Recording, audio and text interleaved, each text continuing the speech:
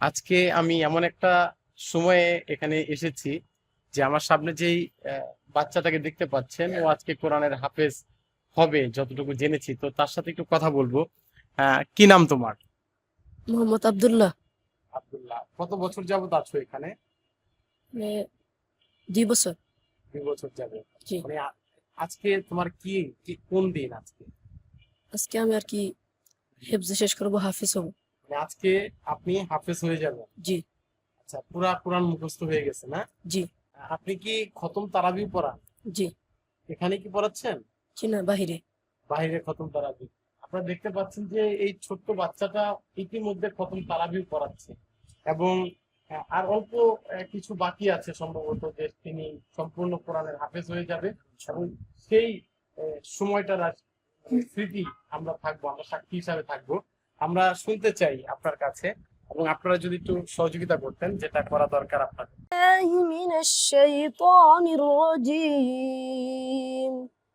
بسم الله الرحمن الرحيم. فهزموهم بإذن الله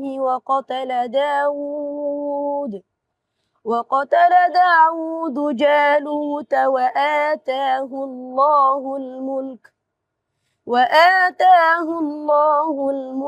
والحكمة وعلمه مما يشاء. ولولا دفع الله الناس بعضهم ببعض لفسدت الأرض ولكن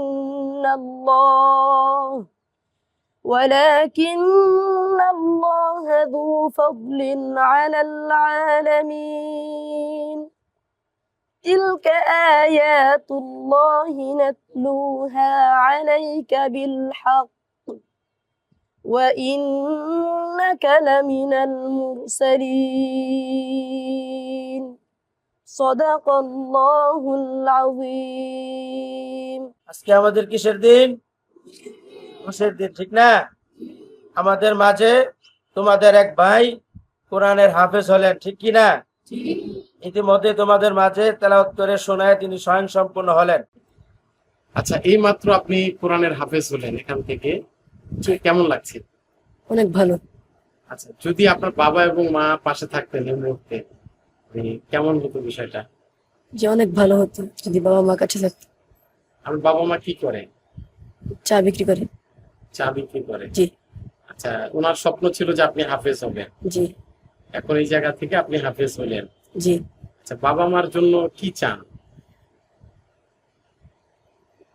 যে বাবা মার জন্য চাই যে আমি বড় একজন আলিম হব, এবং বাবা মার অনেক স্বপ্ন দেখতো, যে আজকে আমার স্বপ্নটা পূরণ হলো। আচ্ছা, এই মাদ্রাসা নিয়ে কিছু বলার আছে আপনার? যে মাদ্রাসার উস্তাদরা আমার জন্য অনেক কষ্ট করছে, এই মাদ্রাসার সবার জন্য আর কি অনেক কষ্ট করে। যদি আপনারা চান তাহলে উস্তাদের জন্য এবং মাদ্রাসার জন্য সহযোগিতা করতে পারেন।